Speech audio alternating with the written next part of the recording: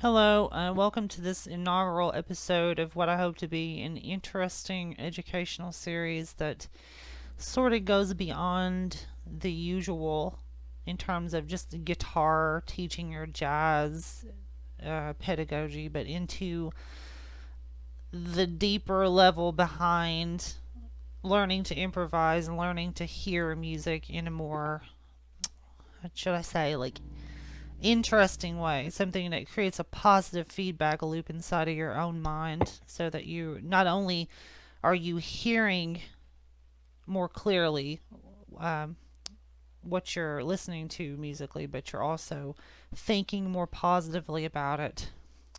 And hopefully, this new way of approaching things will create this positive loop in your head so that you don't get caught in the rat race mentality.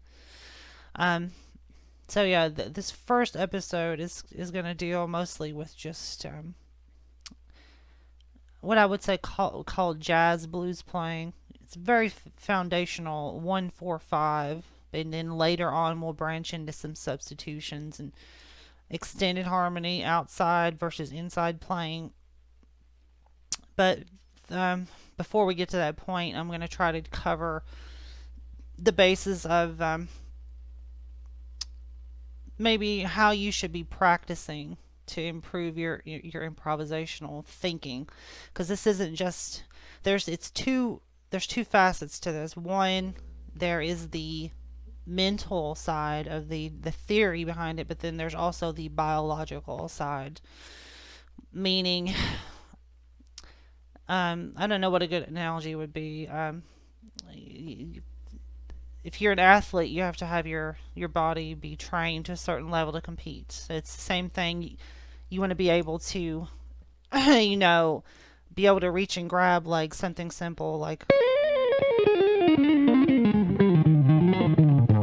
you want to be able to just reach and do that without having to think about too much about what you're doing. The same as, having your hand, your muscle memory knowing how to grab some weird chord. You know, um, this, the theory behind it is great, but we have to in tandem with that. The yin yang principle in music, sort of. I'm trying to be your Mr. Miyagi or whatever. Um, so yeah, so let's just jump right into the first bit, and don't feel like you have to employ two-handed tapping techniques. Again, this is just, it's about the notes. I just do this because it's simply more intuitive for me to play my own accompaniment really quickly. I've been doing this for a long time. So, rather than, here's my backing track, click, click, click, having said that, of course, I do have a little app on my phone called Beats and another little metronome. So I'm probably going to just put the mic next to that and just use that as like a little faint indication of what the tempo is, like what you heard in the intro segment. And kind of maybe use that to demonstrate different stylistic twists of things.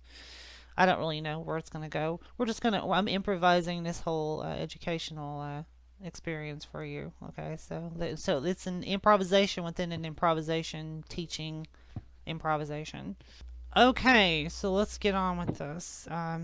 So basically, I'm just going to do every example in the key of B flat, and the reason why is because you're learning jazz, or maybe you're any type of guitar player. You probably school or post school or what, you're playing with horn players, or you might play with horn players. You're on that side of thing, the real book crowd, or getting to that level. Um, it's just more intuitive for you to be starting off with a horn player key rather than E or something like that, because that would be, if you've played any Hendrix, then you probably are already doing blues in E. Or if you've been exposed to, Stevie Ray Vaughan, that kind of thing, which is all great in its own right. But this is like a different skill that we're trying to work on here. Um, not really so much the guitarisms, you know, like the guitarisms being, you know,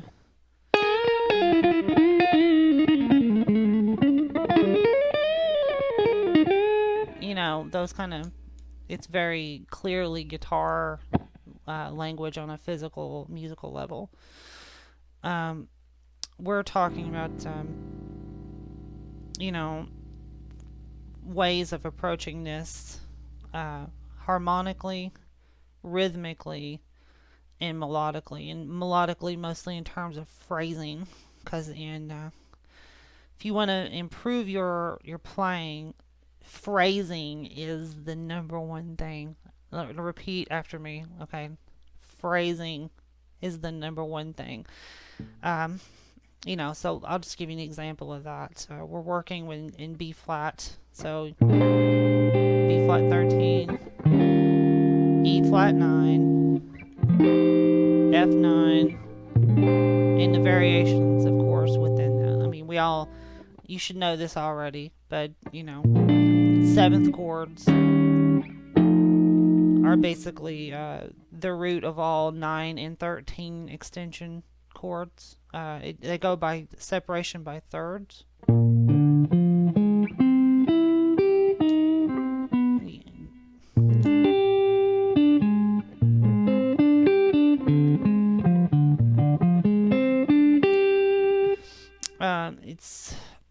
I'm not going to get into that right now, but essentially, 13 chords and 9 chords are synonymous with dominant 7 chords. Not major 7, but with the Mixolydian 7. Mixolydian being the same as a major, but with the flatted 7th, Not, but,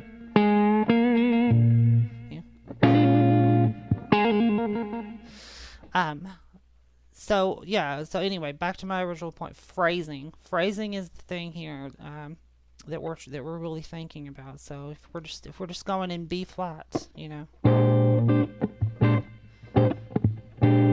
have to realize that your phrasing is built off of the tension and release, not just harmonically but rhythmically. So you could just like take a B flat major pentatonic. I'll do this with my right hand.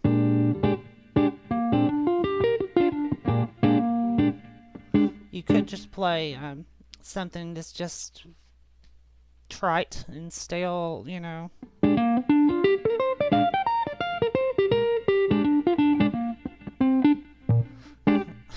Basically the scale up and down, right?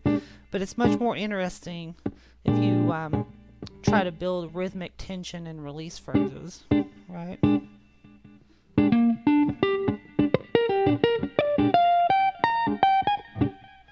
See, da da da da da da. That's kind of like a ride cymbal would, like a drummer would play, like a.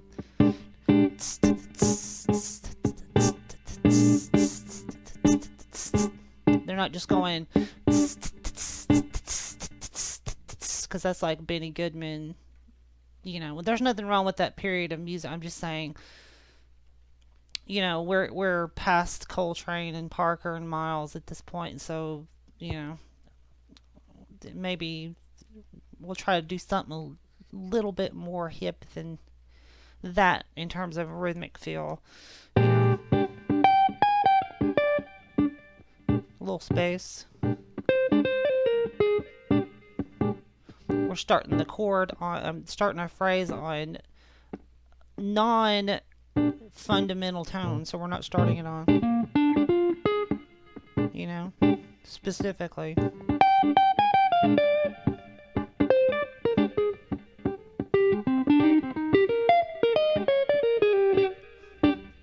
See, like that kind of thing right there, And these are just permutations of eighth note rhythmic patterns. So like we could go into triplets, you see.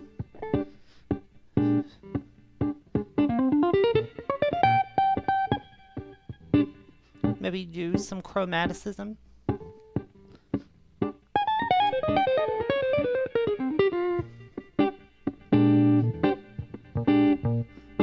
And of course, the harmony aspect comes into play when we start changing chords. So, you know, I should probably cover that this at this point. You know, you could just play root position chords over a 1-4-5 blues. You could just go, scales, you know. B flat, major pentatonic, E flat, and then of course F over each chord. There's nothing wrong with that. You can still do some internet, but it's more interesting, of course, when you start applying the minors, right?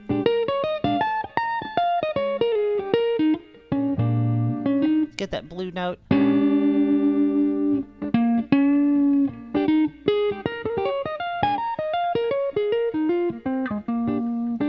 Going to E flat.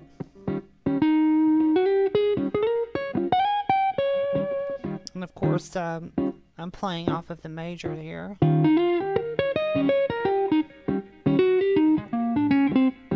Which, that's another thing is, I find there's different types of playing, ways of thinking about this. I find that if you use too many of the same scale types in a row, it creates this weird effect that doesn't always sound very good for different chord progressions. There are exceptions. I mean, like giant steps might be an exception because it's like, you know,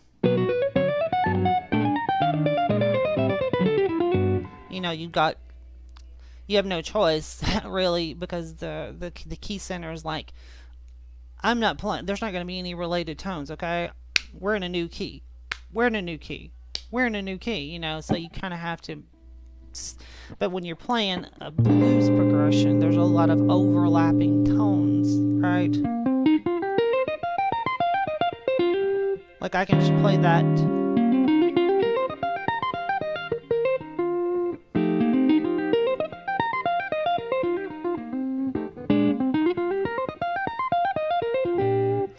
You can hear the related tones in that, and there's just like a simple little pentatonic there, you know. So I think really the way of doing this is to use your ear. Well, first you want to cover as many different scale forms as you can possibly cover. Okay, like learn all of that stuff. And I mean, you know, where you can play it in over the entire neck comfortably, like shifting. That's a whole other thing, is about, you know, like learning shifting points and like your fingering and how you're gonna. This is on guitar. If you're playing another instrument right now, this means nothing to you, obviously.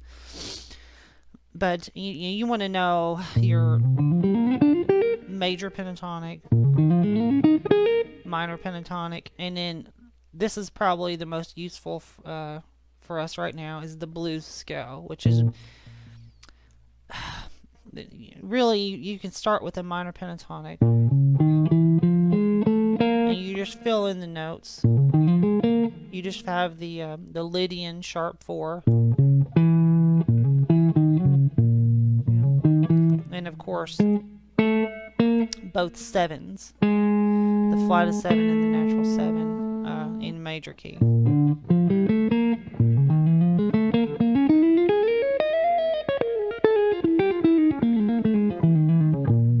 Right, and of course there are variants of that. You can. This is called bebop scale. Is when you do the same kind of thing in a major key, they call it bebop scale.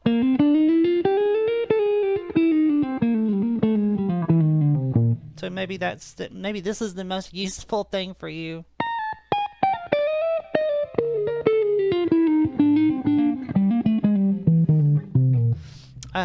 You know, maybe you're trying to get a little more of that bop sound into your playing, and that's a good place to start. Like, if we just try bebop scales, like there's a lot of really interesting places you can get terms of fingerings and for scales and different patterns for phrases, for making phrases.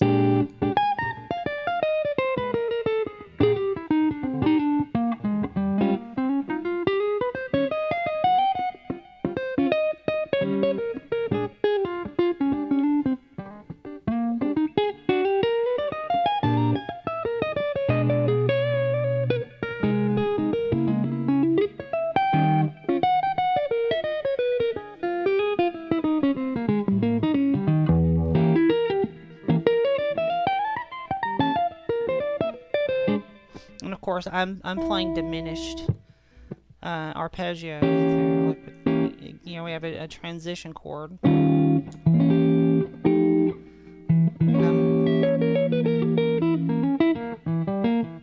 you can also do, for those kind of transition chords, you can also just play the diminished scale. We've all heard, if you listen to any Michael Brecker, he used to use that diminished scale and the half whole variation of it like crazy all the time. Pretty good stuff. And okay, yeah. So I mean that basically covers the basic groundwork here of what we're trying to do. I'm just going to go through here and just play some different things and try to focus on phrases, melodic phrases, all right, and just over standard 1-4-5. And see, maybe I'll do some theme and variation, see where it mutates, and then talk about it while I'm doing it. Oh, burp.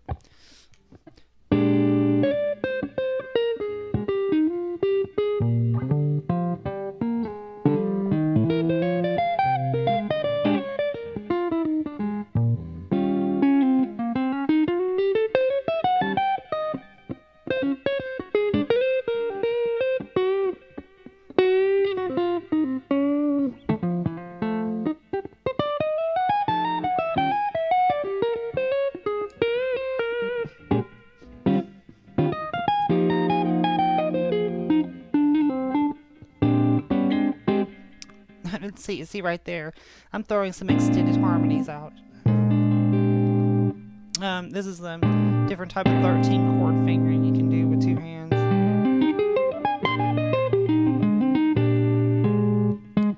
Basically, I'm playing an A flat arpeggio with the B flat here, so.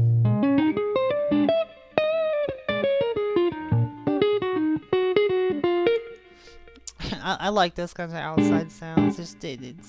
It creates a drama, tension, and release. So, of course, another kind of popular piano lick to do in these situations. I say piano, but anybody can do it in any instrument as long as you know what the chord accompaniment is playing.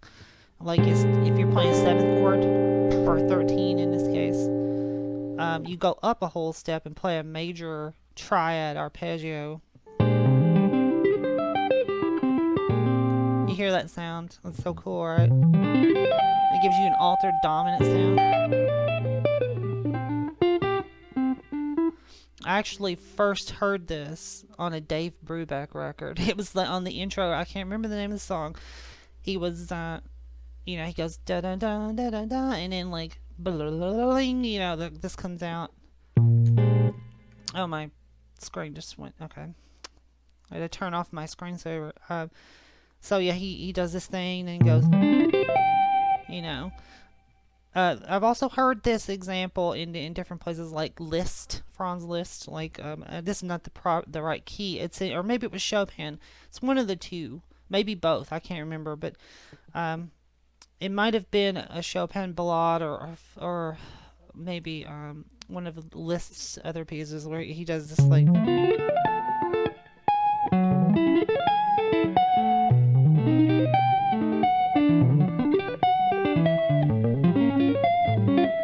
And of course, that's 2-5-1, 2-5-1, 2-5-1, 2-5-1, stair stepping down, just like a lot of other jazz charts do that,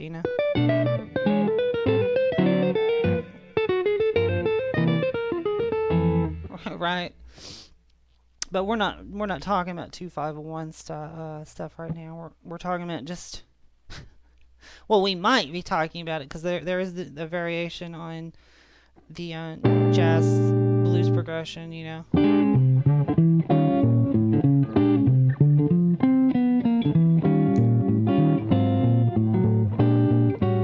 You probably heard this, right? That's a 251.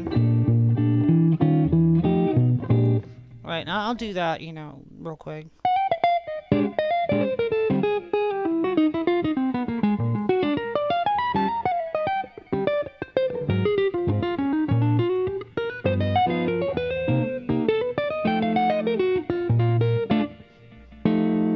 Okay, and you can hear, you know, the bop quality of what I'm doing. And that's all phrases. You're probably going to be doing this with your left hand and not with your right hand because I'm crazy in the head, you know, but so yeah, like and I don't use a pick anymore. I just play with my fingers because it's just easier.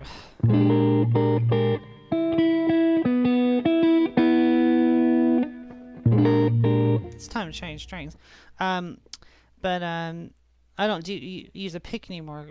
You know, I'm getting so sidetracked. But because it's just easier to transition between techniques this way. You know, if I'm